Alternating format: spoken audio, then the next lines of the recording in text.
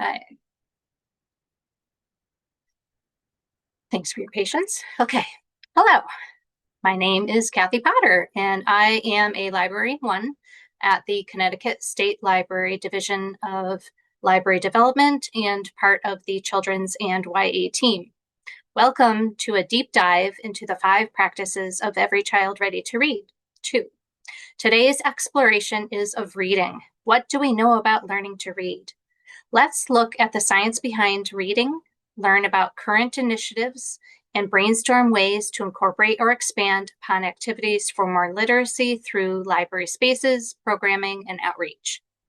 I want to acknowledge with thanks that this presentation is funded by the State of Connecticut and the Institute of Museum and Library Services under the provisions of the Library Services and Technology Act administered by the Connecticut State Library.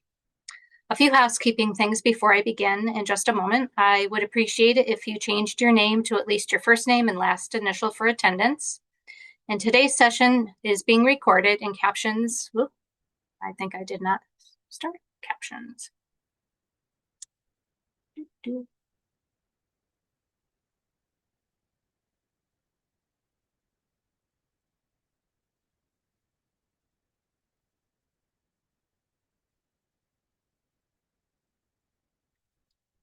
Well, I might have to stop and start over again.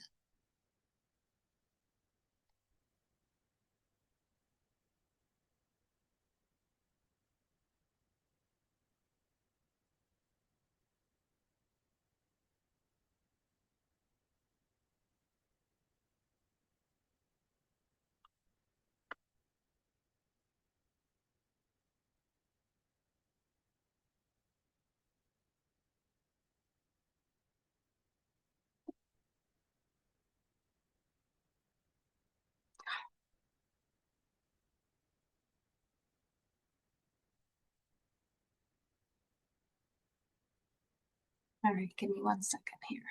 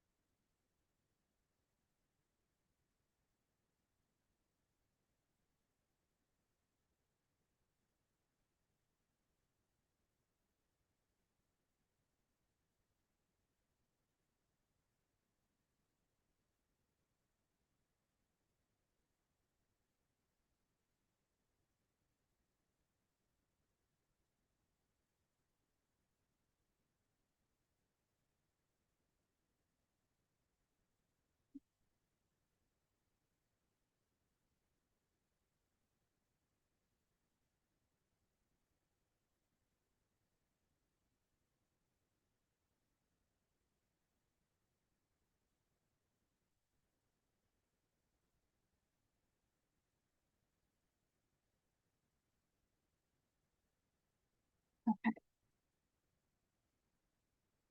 Thanks for your patience. Today's exploration is of reading.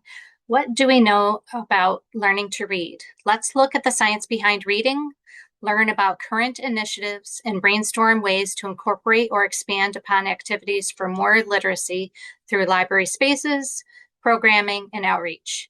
I want to acknowledge that with thanks that this presentation is funded by the State of Connecticut and Institute of Museum and Library Sciences and the Technology Act administered by the Connecticut State Library. If you've already put your name into the chat, that is appreciated.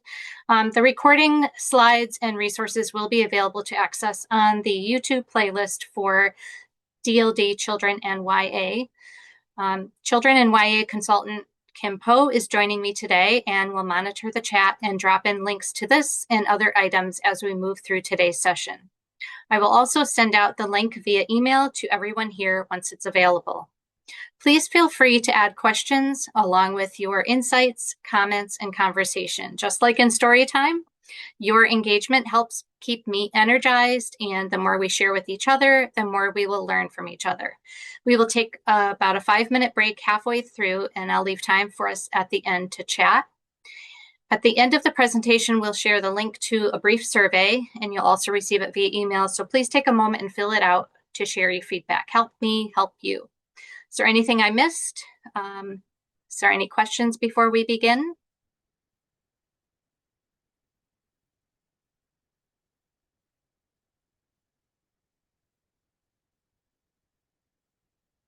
Okay.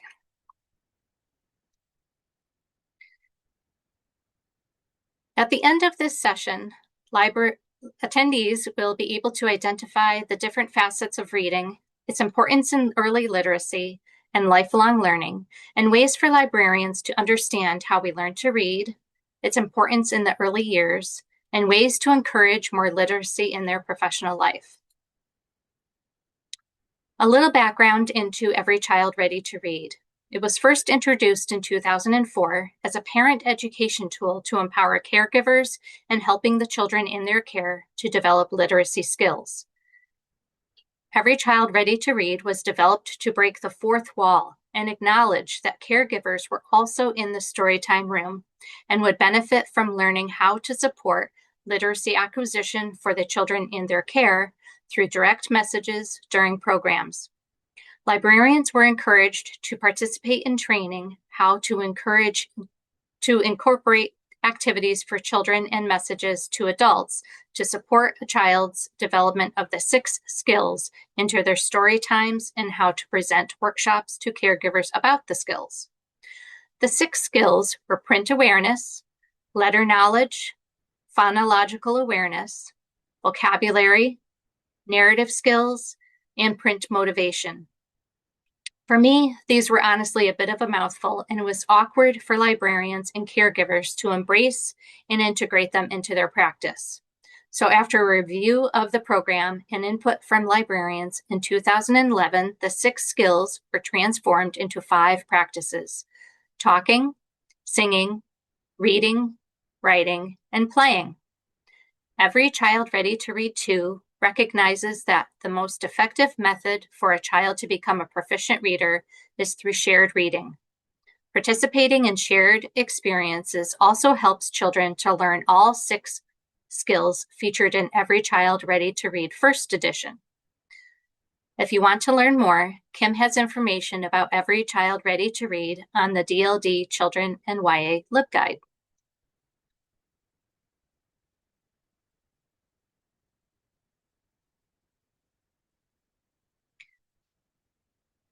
What do you think a child's single largest advantage for learning letters?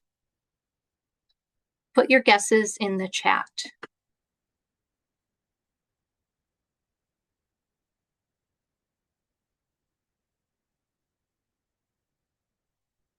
Every Child Ready to Read states that it is a child knowing the initial letters of their first and last names. Their research found that letter knowledge plays an influential role in the development of phonological awareness, and higher levels of letter knowledge are associated with a child's ability to detect and manipulate phonemes.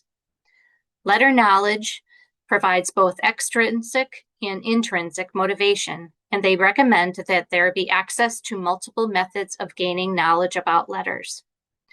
Every Child Ready to Read 2 stresses the importance of knowing the conventions of print, its directionality. In English text, we read from left to right and from the top of the page to the bottom, and from the front of a book to the back.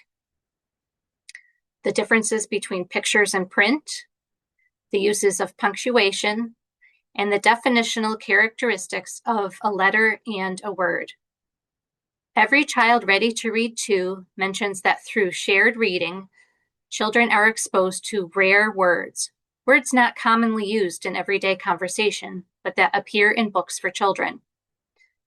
Shared reading helps a child to develop a love of reading, an appreciation of books, and the discovery of an activity they enjoy, giving them the motivation to learn to read.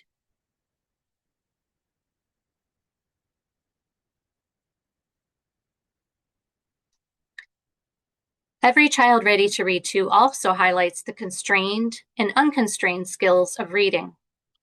Constrained skills are those that are teachable and finite, which is to say that there is a fixed endpoint, and once they are learned, there is no possibility of further improvement. There are 3 areas of constrained skills related to learning to read in English because they are limited in their extent and they can be learned quickly. They are phonemic awareness, phonics, and fluency. Phonemic awareness is the blending of sounds or phonemes together when we speak or make words, and when we are reading, we break the phonemes apart to sound them out. The English language has 26 letters, graphemes or units, of a writing system which can be mapped into either single or clustered graphemes to produce 44 phonemes, or the smallest units of speech. Phonics takes what we know about phonemes and graphemes and puts them to work to decode words. Fluency is the accurate and expressive way we read aloud, giving appropriate attention to phrasing and punctuation or prosody. As readers become more fluent, their cognitive resources become focused on comprehension, thus transitioning from learning to read to reading to learn.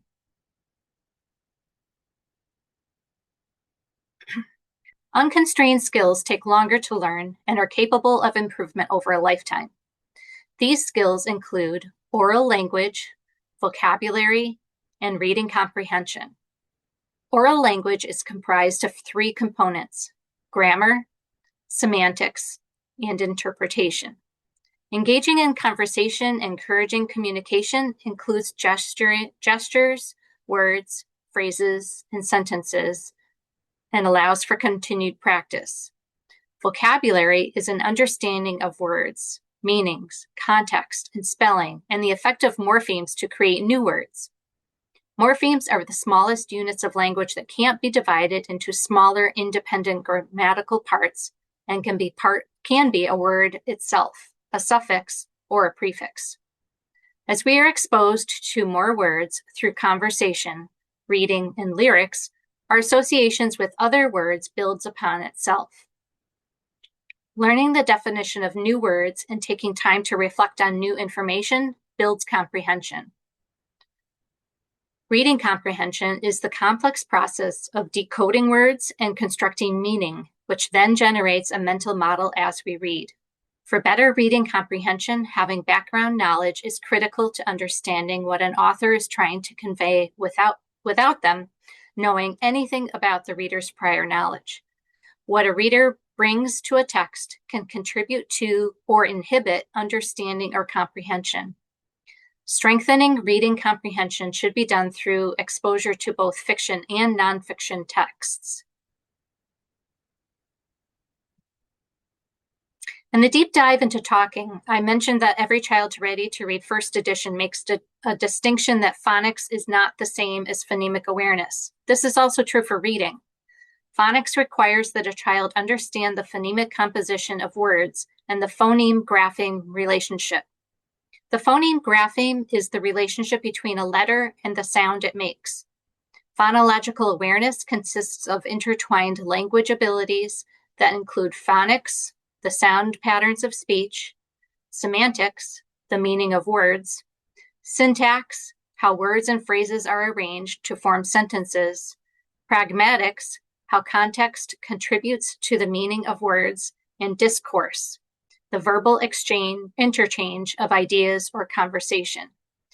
In this presentation, the research I referred to for this deep dive is after 2012. Reading is a complicated task and is much like an orchestra, which requires several areas to work in symphony. Each hemisphere of the brain has 4 lobes: frontal, parietal, temporal, and occipital. The left side is associated with language processing, speech, and reading, and each lobe has a role in reading words. They work together as they interact to connect printed words with letter sounds and meaning. The visual cortex in the occipital lobe is the area of the brain that helps us perceive or see letters and words. The phonological cortex in the temporal lobe is the area that maps the sounds to the letters they represent.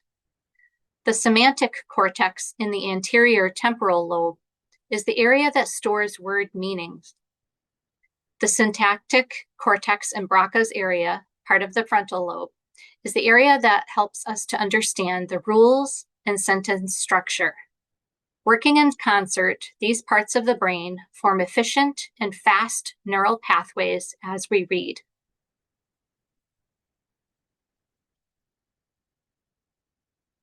To read printed text or to see words on a page, our eyes must take in information from the images they see and send them to the brain for analyzing. The process of visual spatial perception is what, quote, brings meaning to what the eyes see and plays a fundamental role in a learner's ability to learn, read, and spell. Scheiman and Galloway. A successful study was conducted by researchers Sarah Jamutai and Paul Webb in South Africa using 6 brick Duplo blocks in guided play to see if these skills could be strengthened. Why? Because 3 of the basic visual spatial skills are essential in enhancing literacy and mathematical skills. They are visual discrimination, learning how to tell the difference between objects such as letters, visual memory, committing letter shapes and sight words to memory for easier recall, and visual sequential memory, the ability to remember the order letters appear in the alphabet, the orientation of letters, to recognize patterns, or to recall how a word is spelled. This research also circles back to an earlier deep dive into the importance of play and its effect on brain development, and also of Piaget's theory of child development. According to Piaget, children aged 2 to 7 years of age are in the pre-operational stage where they are starting to think symbolically and learning to use words and pictures to represent objects, a process that is dependent upon visual spatial perception.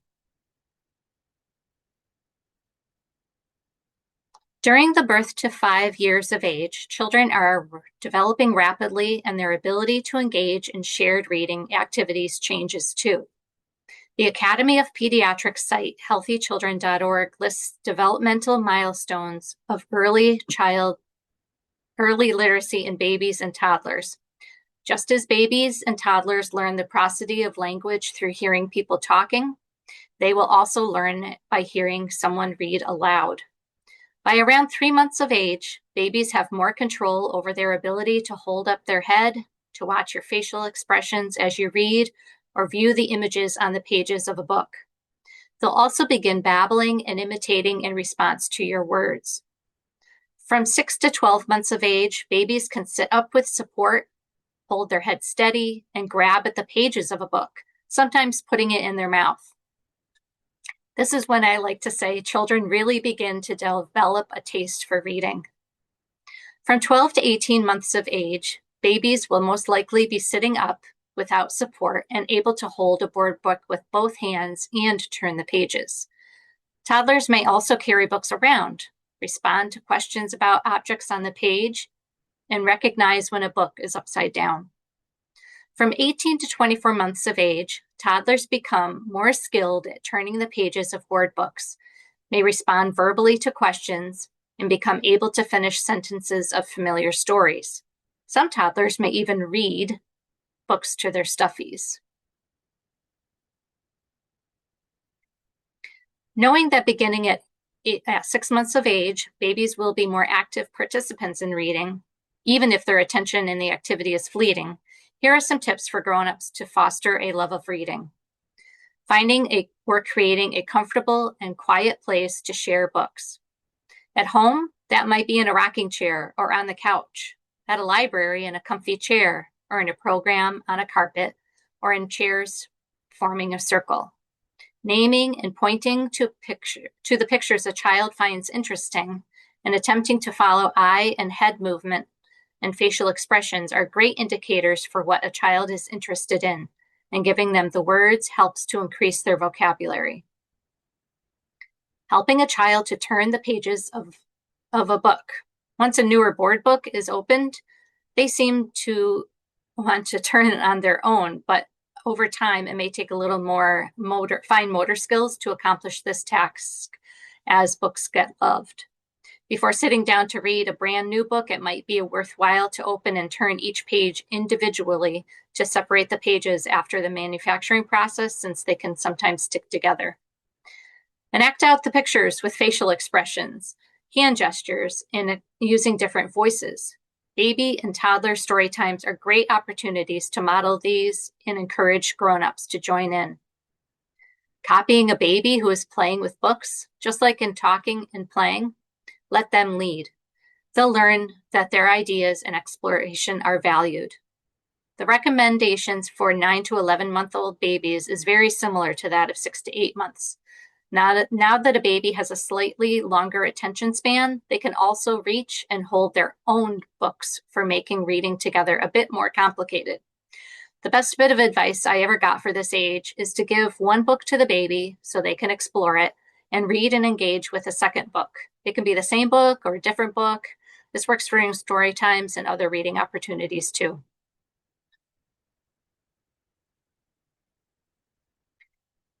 As babies 12 to 14 months old start to point at objects on pages, imitate the sounds of animals they see, and your reactions to books you're sharing, they'll also be developing longer attention spans. Tips on what grown-ups can do to support engagement with books and reading build on those already mentioned while encouraging more interaction with the book at hand. Helping a child to turn the pages by separating the next one from those following, or practicing the motion of moving the pages from right to left.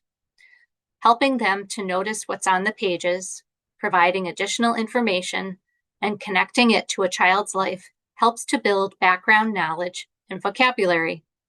At home, grown-ups may focus on a micro view of their child's world, but at the library, it's a macro view as families meet each other and librarians introduce new books through recommendations, displays, and story times.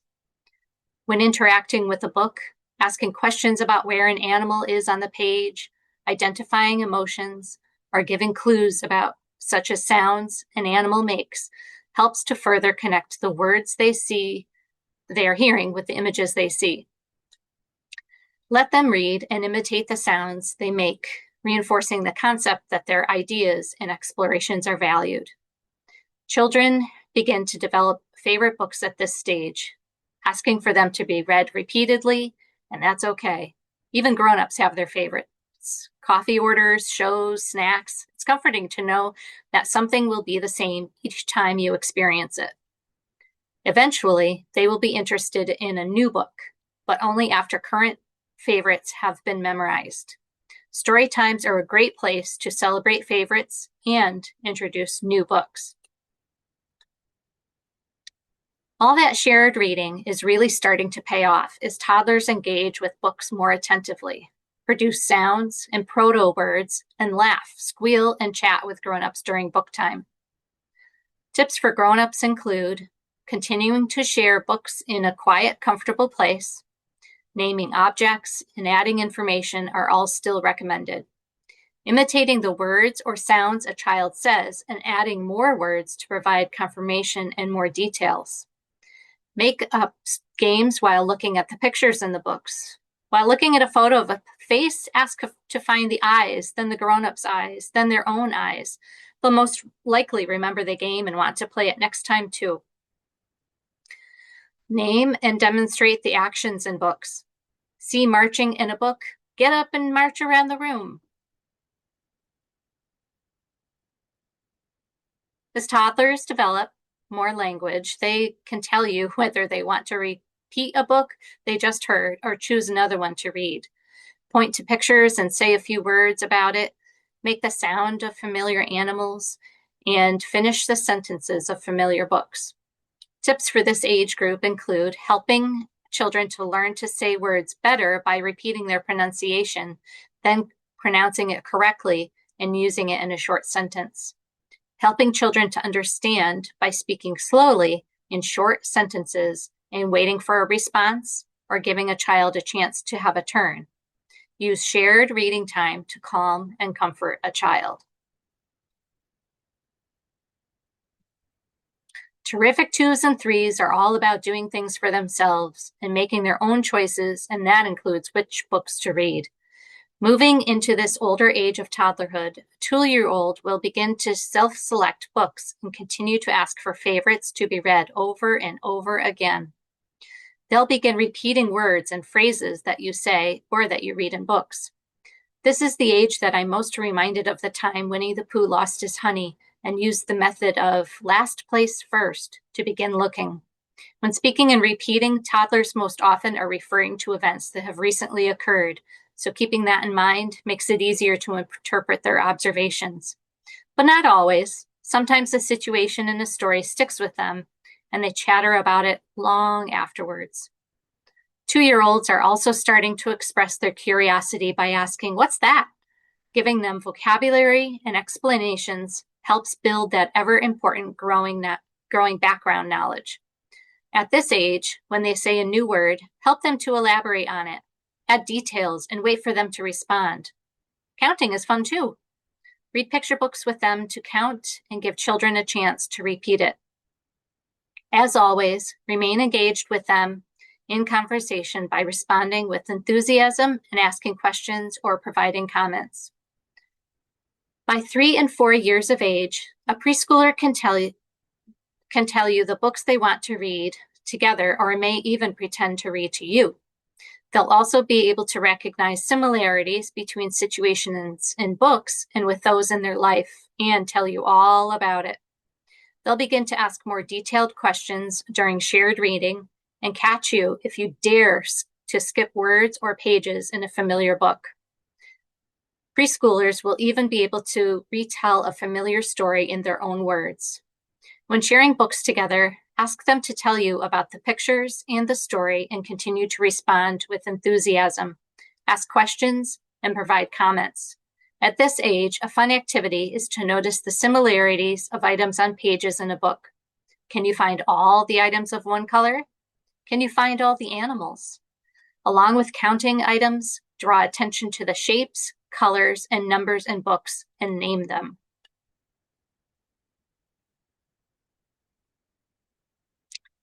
What do you think? Is everybody ready for a break or should we keep going? Can you give me a thumbs up if you want to keep going?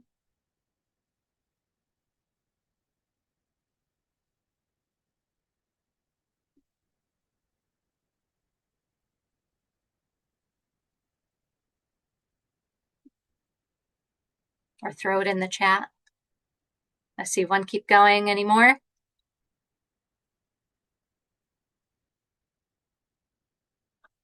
I'm going to take a quick sip.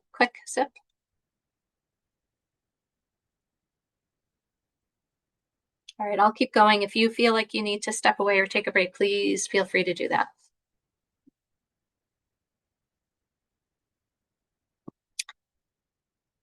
A few slides back, I mentioned that Every Child Ready to Read 2 recommended that there be access to multiple methods of gaining knowledge about letters. Traditionally, children in school learned letters by focusing on a letter a week. And if I do the math on that, that means a child wouldn't be exposed to all 26 letters until well into the school year. And this method treats all letters equally. It doesn't factor in a child's familiarity with some letters, nor the need for repetition and practice for the trickier letters. A group of researchers, Jones, Clark, and Rutzel, recognized that there are several factors that contribute to alphabet knowledge and developed the concept of enhanced alphabet knowledge instruction, or EAK. Incorporating the alphabetic principle that there is a systematic and predictable relationship between a written letter and spoken sounds, their method of instruction focuses on these relationships and allows time to spend on the tricky aspects of learning letters and the sounds they represent. Although librarians are not explicitly teaching children how to read, it is important to know the science behind how children learn a letter's name, sound, and their written form, and ways to support this learning and incorporate it into current programming. In EAK, Letters are learned through explicit modeling by a grown-up. First, the letter, both its upper and lowercase forms, and its sound is identified. Then the letter is found in print, and finally it is written. In identifying the sound of a letter, the researchers suggest a better phrase is, the sound this letter represents is, instead of the sound this letter makes, which infers that it produces sound like an animal. It is also better to focus on the short vowel sounds, since the name of the letter already represents the long vowel sound. As we know, letters in print can be found in books and the environment, so children are encouraged to notice and identify the letters they see and learn. With the inclusion of writing the letter, both its upper and lowercase forms, will help to improve the automaticity of letter formation, a focused attention on the features of each letter that make it different from another, building muscle memory and the identification of letters. Do any libraries have the letters of the alphabet displayed in their children's department? If so, how? And can you share that in the chat?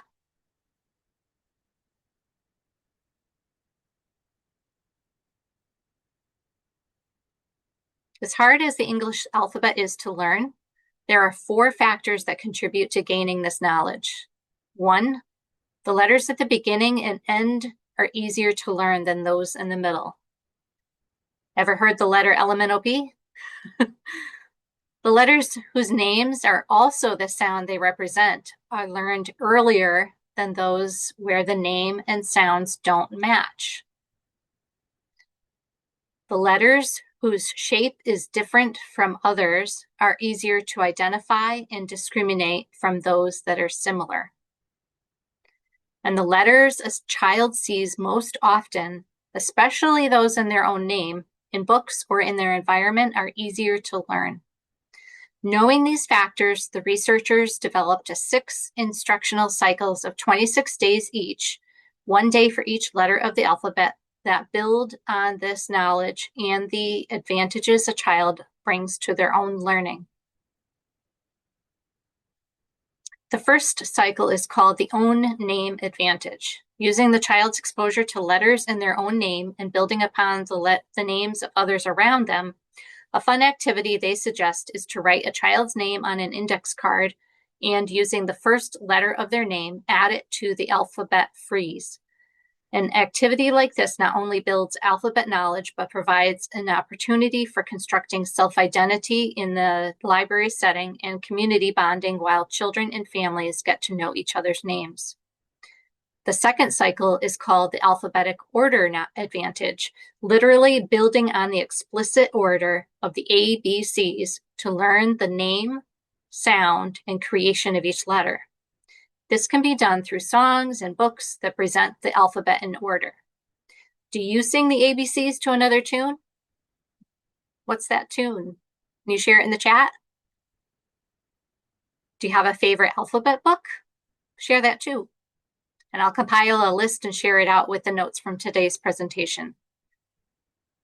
The third cycle flips the second advantage by first drawing attention to the letters' names whose sound is pronounced in their names. The letter name, letter sound relationship advantage.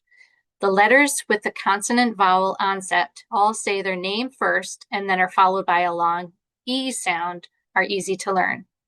B, D, P, T, V, Z. Next, the letters with a vowel consonant onset, which begin with the short E sound and are followed by the letter, are the focus. So F, L, M, R, X. Last are the consonants for which there is no association between the letter name and its sound, or that when pronounced have more than one sound. H, J, K, Q, W, Y, and C, G, S. Vowels are easiest to learn since their name represents their sound.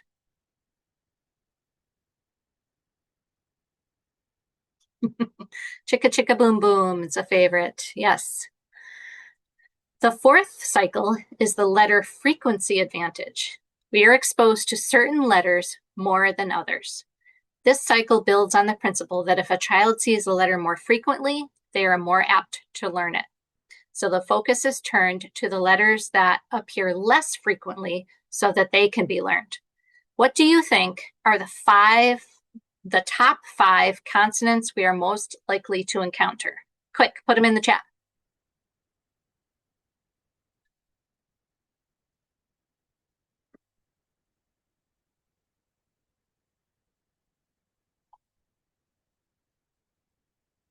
No guesses on a Friday afternoon? That's okay. Oh, all right, there's one.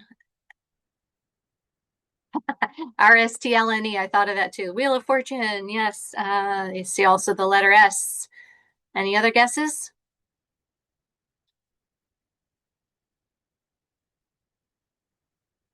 All right, drum roll, please. In order from most frequent to least frequent, they are R, T, N, S, L, C, D, P, M, B, F, V, G, H, K, W, X, Z, J, Q, Y.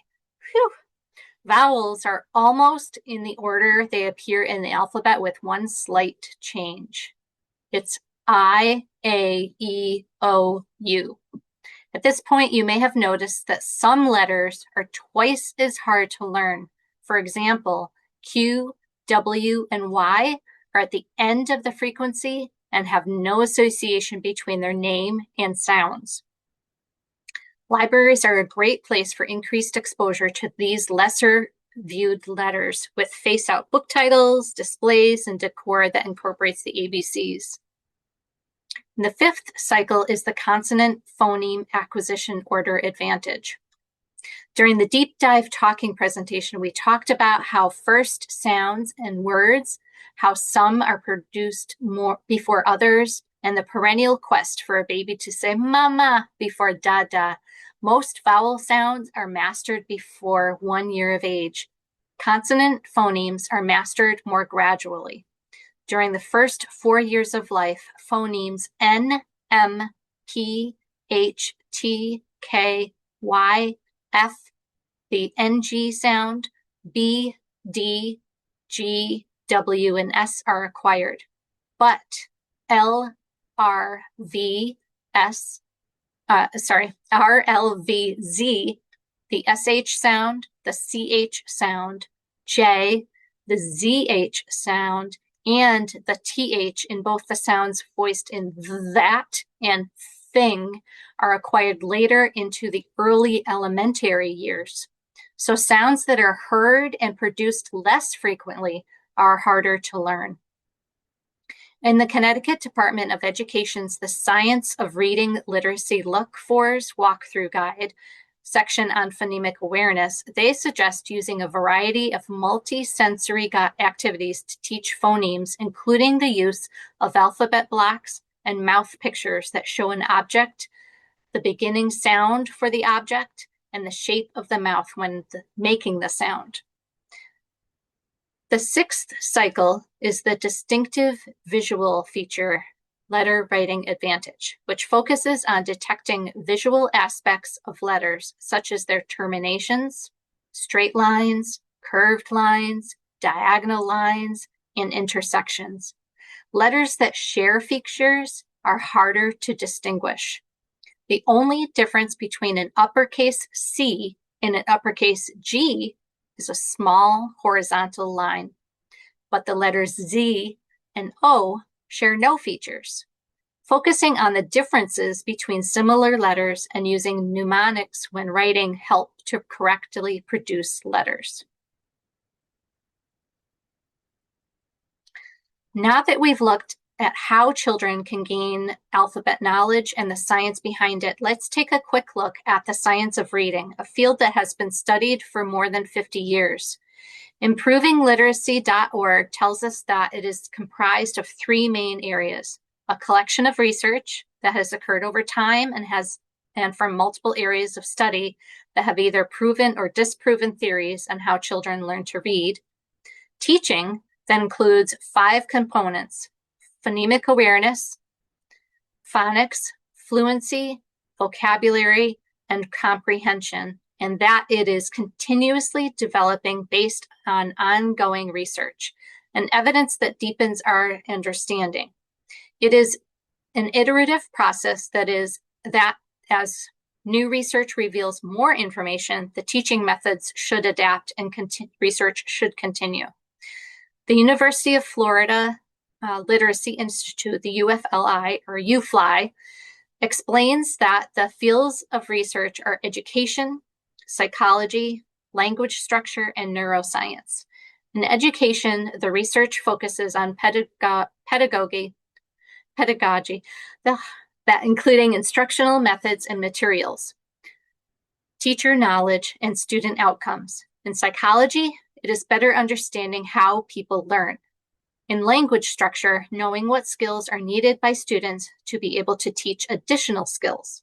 And neuroscience, understanding how the brain is activated and changed during the process of learning to read and the activity of reading. The science of reading is not a specific program. It is not taught through phonics alone, and the research is not complete. Let's look at some scientific models on learning to read. Oh, thanks for throwing in your ABC song tunes and some books about the ABCs. Much appreciated.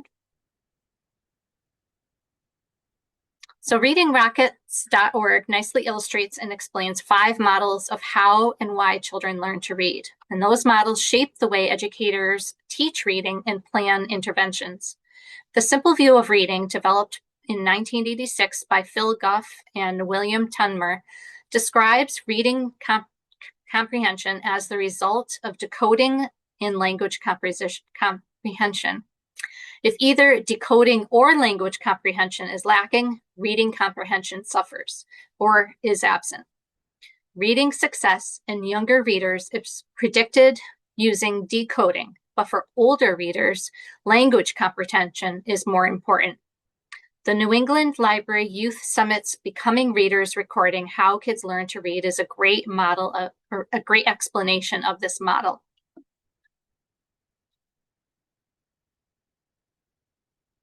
Scarborough's 2001 reading rope model is a more detailed description of the simple view of reading, showing the complexity of learning to read. Language comprehension includes background knowledge, vocabulary, language structures, verbal reasoning, and literacy knowledge. Over time, these have become increasingly strategic and are a nod to the unconstrained skills we discussed earlier. Word recognition encompasses phonological awareness, decoding, and sight recognition. These become increasingly automatic and are the constrained skills of reading. In addition, when you consider different areas of study, such as science and math, each domain has their own specific set of skills for language comprehension and word recognition. In science, a learner with skills in language comprehension will need to have background knowledge in facts and concepts, know technical terms, use succinct and precise language, integrate results, evaluate data and compare findings, and read tables or graphs. They will also need the skills of word recognition.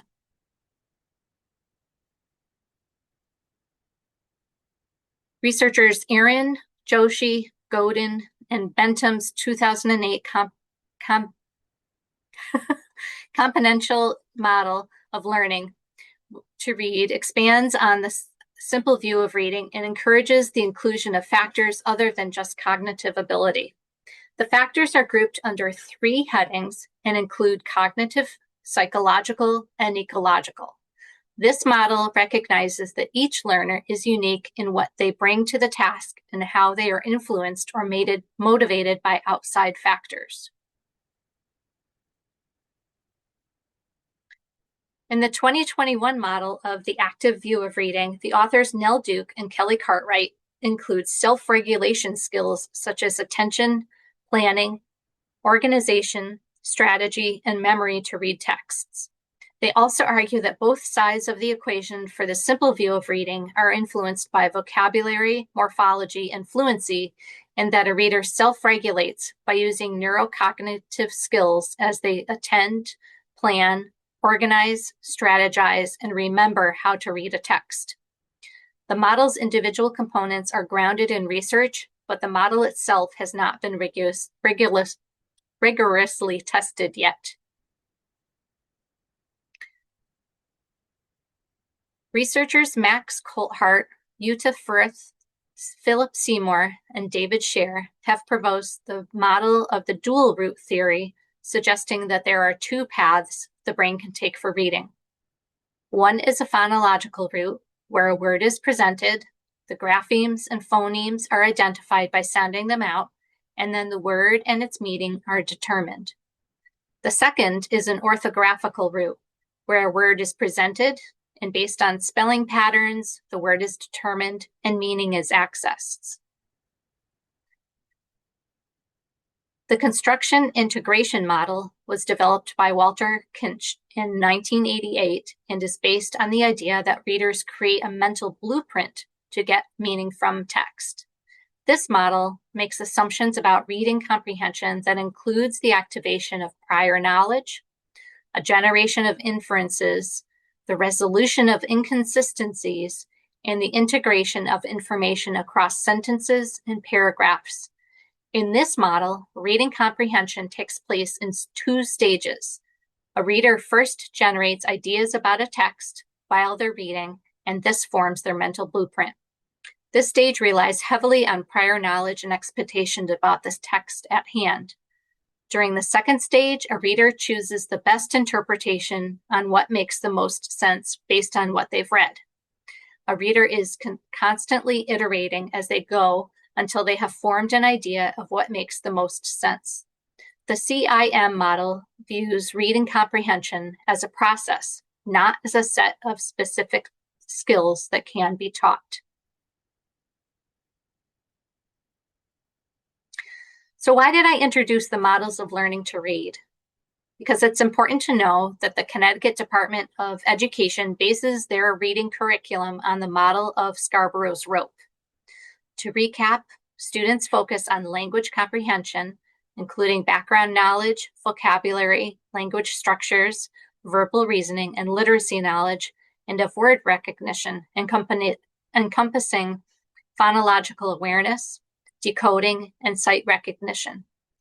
To know what needs to be taught during a given school year, teachers need to know what knowledge the students in their classroom already possess and what they need to learn. Every fall, students in kindergarten through third grade participate in a universal screening assessment and are rated on both their language and literacy skills, along with numeracy, physical motor, creative aesthetic, and personal social skills. Students are then given a rating level of 1, 2, or 3. At performance level 1, students demonstrate emerging skills and require a large degree of support. At performance level 2, students inconsistently demonstrate the skill and require some support. At performance level 3, students demonstrate the skills and require minimal support. Let's take a look at the specific skills assessed in both language and literacy.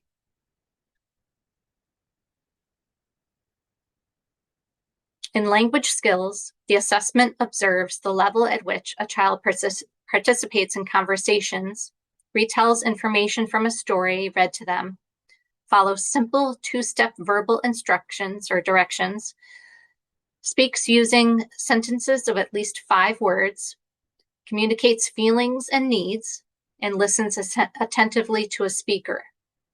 In literacy skills, the assessment observes the level at which a child holds a book and turns the pages from the front to the back, understands that print conveys meaning, explores books independently, recognizes printed letters, especially in their name and familiar printed words, matches or connects letters and sounds, identifies some initial sounds, and demonstrates emergent writing. What do you think the statewide percentages were for language and literacy for each performance level?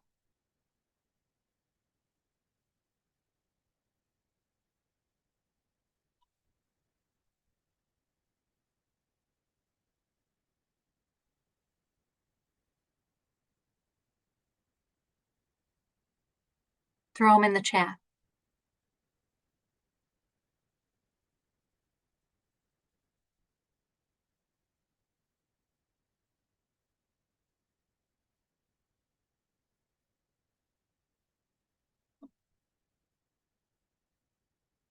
All right, I see 75% was that for level 1, level 2, level 3.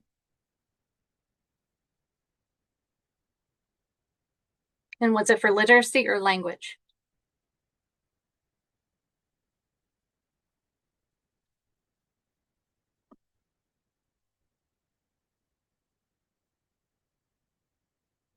Level 1 literacy. Okay. All right, let's take a look. The most current data for the 2024-2025 school year, which shows that in the fall, 41.4% of kindergarten students demonstrated the skills assessed in language development, and 41.2% of kindergarten students demonstrated the skills assessed in literacy development. So less than half of the children entering kindergarten could, with minimal support, hold a conversation, form sentences of at least 5 words, communicate their feelings and needs, follow simple instructions, listen attentively to a speaker, or retell a story that they had been read. And less than half of the children entering kindergarten with minimal support showed interest in books, could hold a book and turn its pages correctly, recognize printed letters, especially those in their own name, or understood that print has meaning. They could connect letters with sounds, can identify the initial sounds of some words, or demonstrate emergent writing skills. So although I am sharing the statewide data, you can go to the charts to see how the children in your own town fared. So even though, let's see, you'd said 75% for level 1, luckily children are doing much better than that. And we're going to go to the next slide and you'll see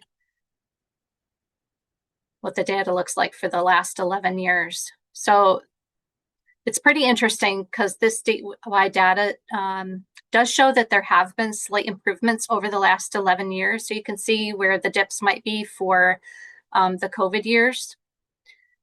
So there's been a decrease in students that need the most support, as illustrated by the blue line for level 1.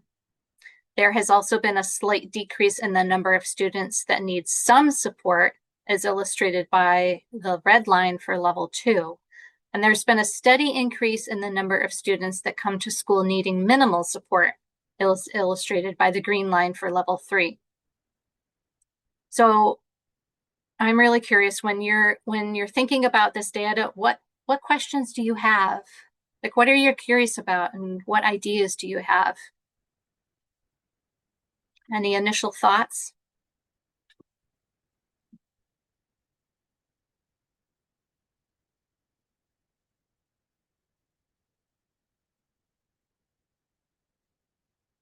I too found it super interesting that language and literacy had very similar percentages.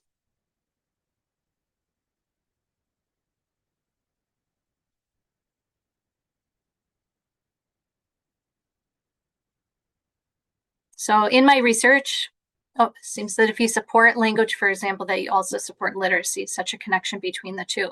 Yeah, true.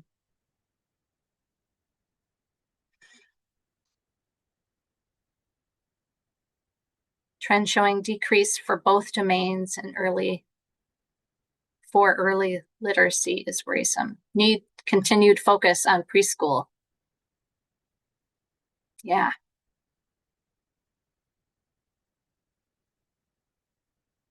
So the trend decrease for the red and blue is good, because that means there are fewer children that are coming to school that need more help. And the green increase means that more kids are coming to school with the background that they need.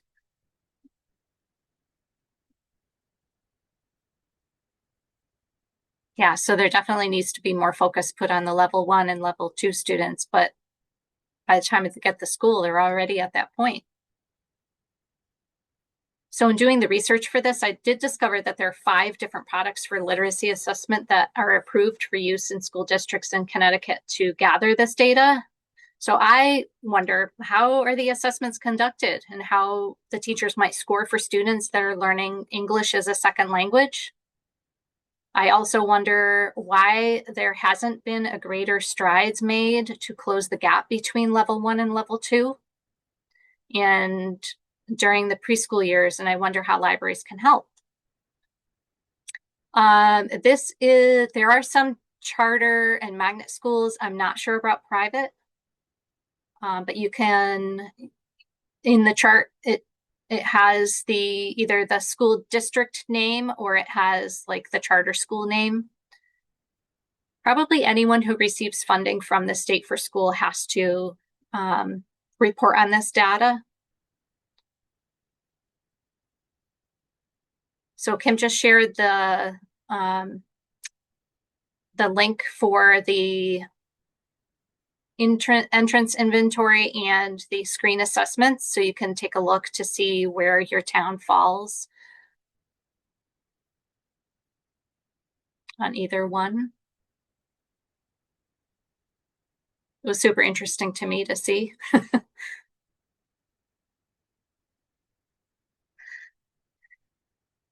So knowing that a great opportunity for libraries and librarians to share their expertise in the research of Every Child Ready to Read 2 in growing readers, I immediately started to wonder where the message could be shared and what partnerships could be fostered.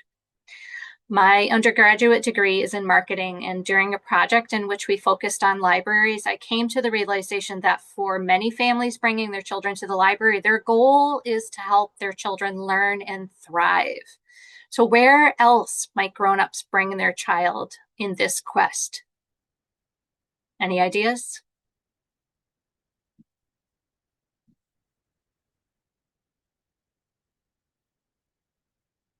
An easy one, they might already be tuned into other resources that a town might provide. So they might already be participating in activities at Parks and Rec or Human Services or things like that. Yep, family resource centers. That's a good one.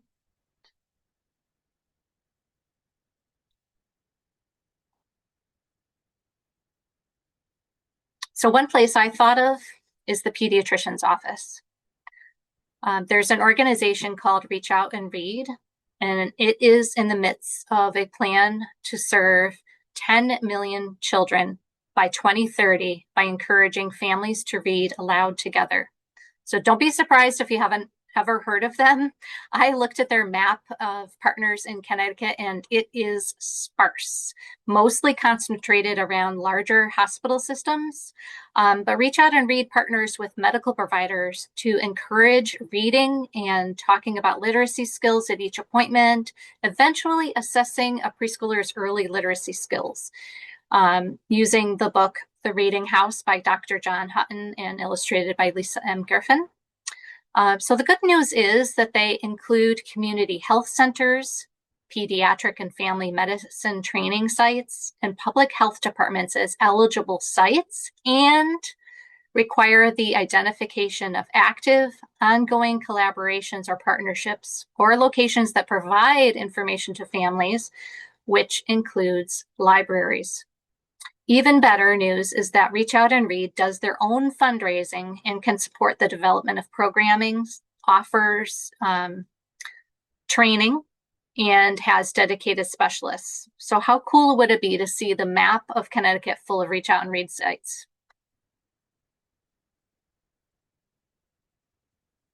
So I was also thinking about outreach. So after connecting with pediatricians, clinics and health departments, let's think a little further back to like before the baby is here. What about connecting with hospitals?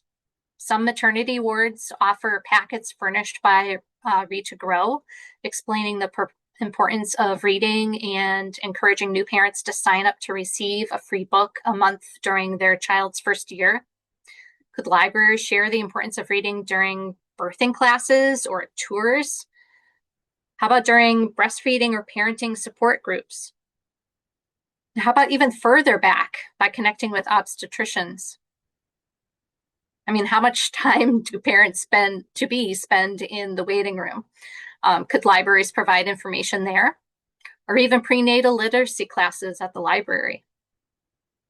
I'd venture to take it even further back by sharing information at a college student health services building or partnering with campus sororities or fraternities looking for opportunities to volunteer.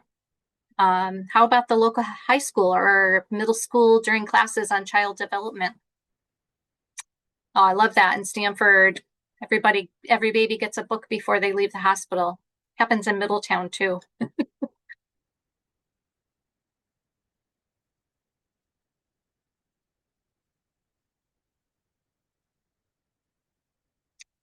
So I thought maybe we could take a minute to do a little brainstorming. So what other ideas do you have for partnerships, programs, outreach opportunities? Let's put them in the chat.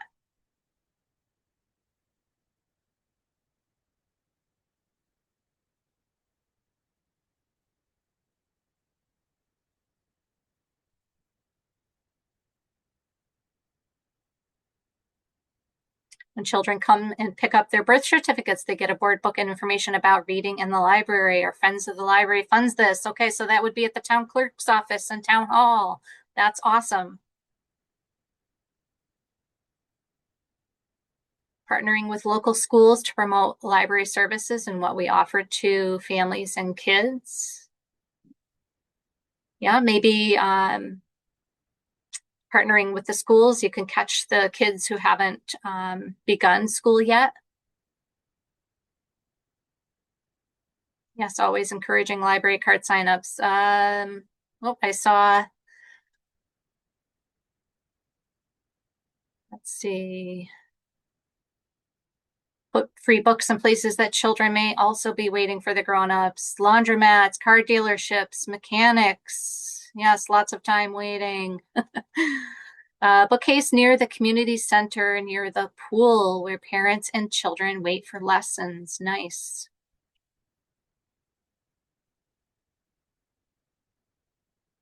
Babysitting trainer course, yes.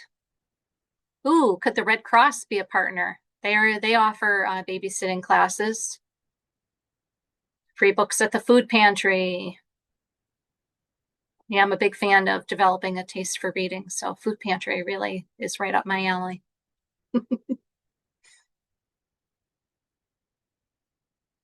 School nurse's office. Yes.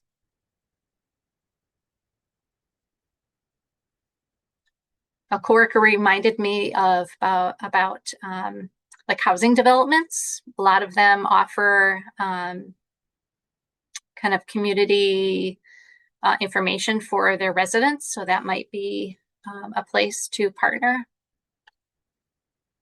or even with the housing authority, maybe in your town.